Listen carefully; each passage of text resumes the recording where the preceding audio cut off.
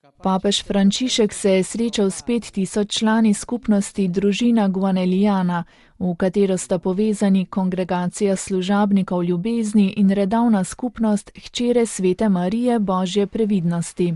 Pred kratkim so praznovali 100-letnico smrti ustanovitelja svetega Luigija Guanele, o njem pa je papež tudi spregovoril med avdienco, ki je potekala v Vatikanski dvorani Pavla VI.